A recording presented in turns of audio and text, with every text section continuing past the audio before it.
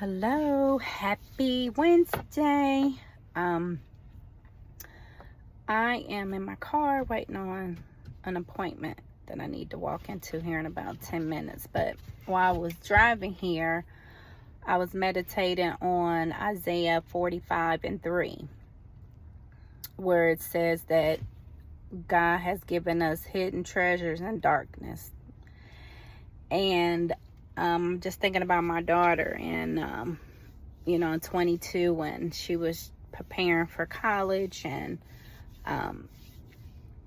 doing essays and trying to get into the different colleges that she was applying for.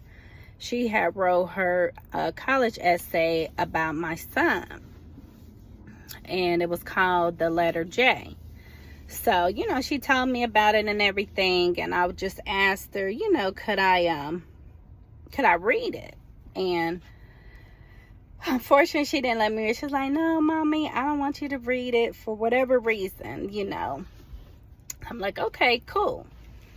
So over the summertime, I was trying to get into her laptop, her Mac computer from Apple, and they kept telling me, they're going to reset the password and blah, blah, blah, blah. So it took me several times to basically get it unlocked. So once I got it unlocked, I started, of course, going through the Mac computer to see if I can find any treasures, any memories, any photos, because, when your loved one died, that's all you have is memories, and they're so much more meaningful and precious, and, they're treasures to you at that time. So I get into her computer, and I also seen where her essay came up. And it was the sweetest thing that she wrote about her brother, because she was the only child for 2 months of being 16. So I had him May of 2020, and she was 15, but she was going to be 16 July 2020. So, being an only child, she did not know how she was going to be able to allow somebody into her space.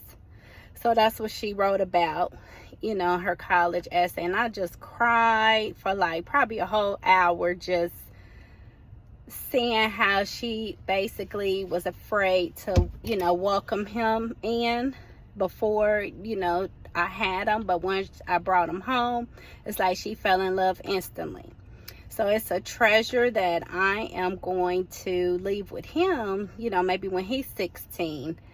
And, for him to know his sister loved him. So